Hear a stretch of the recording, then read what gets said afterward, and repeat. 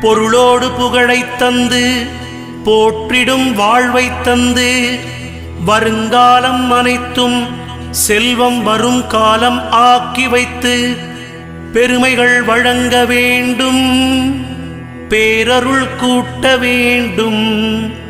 அருள்மிகு குருவே, உன்னை அடிபணிந்து வணங்குகின்றேன்.